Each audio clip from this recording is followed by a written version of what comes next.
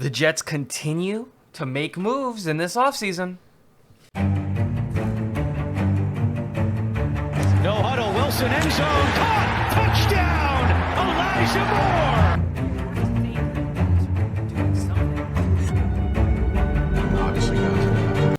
The Jets continue to make moves this offseason, and we're going to talk about the Robert Saleh press conference all in one go. So let's start talking about the least important of the things. Not least important, they're still kind of important, but not as important, which is the two kickers that we've signed.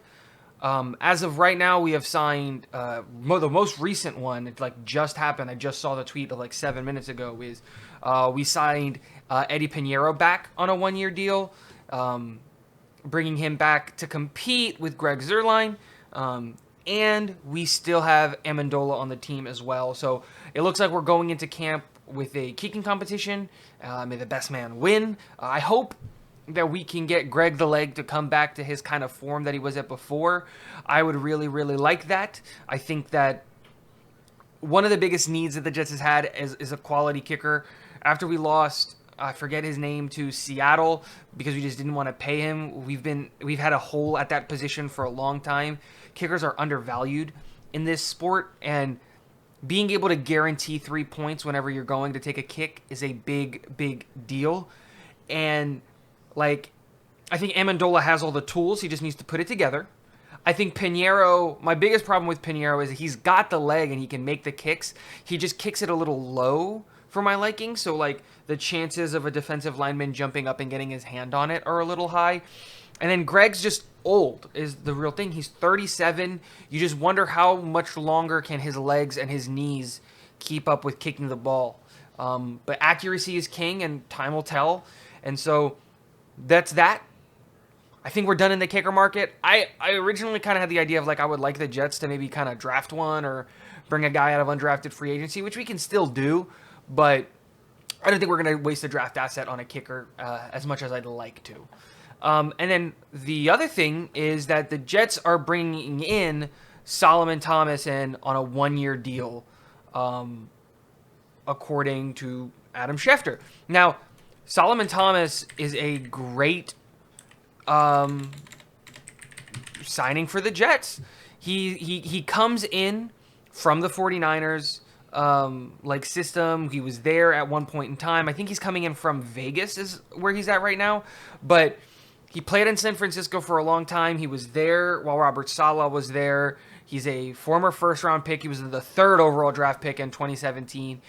He hasn't necessarily had the career that everyone would like from him, but this is the Jets addressing that interior of the offensive line. It's a good depth signing. I know that a lot of people are going to talk about he's injury prone, and I don't really get that. In his rookie year, he played 14 games. The following 2 years, he played all 16 games. His last year in San Francisco in 2020 was when he got hurt, where he missed 2 games. And then in 2021, he played in all 17 games. Now, he didn't start in those games, but that's not what we're going to ask him to do when he comes here. He's a rotational piece. He's supposed to come in on your third downs. He's supposed to come in when your guys are gassed. That's what he's being brought in for. So I think we don't have, as of right now, the contract details of what it looks like, what the Solomon Thomas signing looks like. But it's a 1-year deal. It's a prove-it deal. I would not be surprised if it was a league min deal or somewhere in that, $2 to $3 million range. It's nothing money when you look at it, and you're bringing in a guy who was formerly a first-round pick and has that upside on that front. So, again, 3 pretty good signings for the Jets. I know the Greg the Leg signing was a while ago, but I never got to talk about it.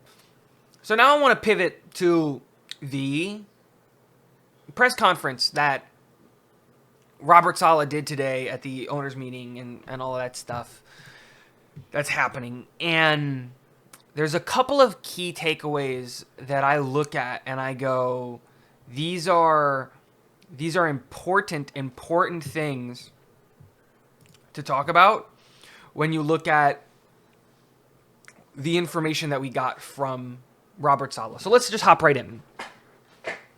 So firstly, I want to start off by saying that I think Robert Saleh did an excellent job by not giving up or giving in to any of the, like, not giving up our hand on what we're going to be doing in the draft. He had always talked about, and like he continued to bring back up, that the signings and the players that they were going after, the idea with these acquisitions or these attempted acquisitions is to put the Jets in the best spot to take the best player available at every pick in the draft, so that they don't have to draft for need, that they can just take best player available and fill out the roster. And I think that that's a really, really good thing for the Jets, because if you get into a position where you feel comfortable every asset of your team, all levels, 1, 2, and 3 on the defense, all levels on the offense on 1, 2, and 3 on the like if you feel comfortable at every level, then you can just take the best players available. Like if you're telling me that we trade or we acquire an elite edge rusher so that we don't have to take an edge rusher at 4, or we trade for an elite wide receiver so that we don't have to take a wide receiver at 10, you know, I would be more open to the idea of taking a, you know, Kyle Hamilton, a Ahmad Gardner, a Ika Ekwonu, or whoever you have at the top of your board, because now you're just taking the best guy on your board and you're telling people to go fight for the job, and that's what you want. Now, I don't think that we're there yet. I don't think we're at a position where we can just draft best player available. I still think that we have some needs, but I think it's very telling that the Jets don't seem desperate. They're not like, oh my God, we got to get this guy. It's a disaster if we don't. And I really, really like that. The other thing that I thought was kind of tongue-in-cheek, but I think it kind of gave its hand, he gave his hand a little bit, was the offensive line versus the defensive line. We know that Robert Saleh is a defensive-minded coach. He believes in that front 4 and getting after the passer with that front 4 so that you can drop everyone else in coverage, and having really fast linebackers to cover for the run. And then you see that Joe Douglas was a previous offensive lineman. He believes in building up from the trenches in the offensive line. And when he brought up like the offensive line versus the defensive line mentality, he obviously did that tongue-in-cheek joke of like, oh, we're going to get into a bare-knuckles boxing match to figure it out. But I think what this shows more than anything is obviously he can joke around about it because they've had this conversation before. I think they feel comfortable with their offensive line. Now, I wouldn't be surprised if we went like edge and wide receiver in 4 and 10, and if like Tyler Linderbaum continues to fall down the board, I wouldn't be surprised if we come back into the first round to go get Tyler Linderbaum. If he's available there in that mid-20s, look at pick 21, 22 with Green Bay to try for us to trade up to go get Linderbaum in front of, you know, the Cardinals or something like that if he makes it that far. Maybe a Zion Johnson is someone that we're looking into coming up to get. Again, I wouldn't be surprised if the Jets did that, because again, I think the front office and the coaching staff are in sync. I think they both know and agree what the holes are on that team, and so I think that that's a really, really good situation. Another thing that he talked about was the Tyreek Hill trade and going after a wide receiver as a priority. And I think one of the things that he said was very telling, which is that the Jets are going after a wide receiver. And he tried to play it off in that sense of like they're trying not to be forced to take a pick anywhere that they feel, but like they've not forced to take a pick at like 10, which I think is what you want to do, like I've mentioned before. But the one thing that you have to worry about is like, are you forcing the situation with a draft pick? In that very same breath, like he started talking about the year 2 guys and the year 3 guys, and these sophomore slumps that some of these guys went through. And he mentioned, you know, Denzel Mims by name, Mekhi Becton by name, which we'll talk about in a little bit, Ashton Davis, and a lot of these guys were going into year 3 of their rookie deals, and talking about how like these guys need to, you know, step up, get caught up with ball and all of that. And let me just talk about these year 3 guys really, really quickly. I think it's a ridiculous thing that Jets fans are coming out and saying that we need to give up on Ashton Davis, Mekhi Becton, Denzel Mims, and all of the 2020 draft picks. Now, there are some guys that I'm okay with moving on from, but like, we got to remember what these guys went through, right? They get drafted onto probably one of the worst coached teams in football with Adam Gase, playing a completely different scheme from what we are now in a completely different environment. Then you get Robert Saleh, who comes in. You get a new head coach, an entirely new defensive scheme and offensive scheme. We went from running God knows what Adam Gase was trying to do to a wide zone run scheme with a lot of offensive line like pulls and movement, wide receiver movement, and a lot of before the play trickery. So a lot of these guys have to learn all new sets of skills and routes and things like that. And then you add like to the defensive side of the ball, we're going from a set the edge. We're not gonna pin our ears back and get after the passer. We're gonna set the edge. We're gonna contain the quarterback and make sure that we stop the run. The linebackers are gonna be in coverage more, and they're not gonna have to be very, very part of the run. And like, we're gonna be blitzing 5 and 6 constantly. Like, you change the whole team and the whole scheme, and like these guys, like this is their second year, so.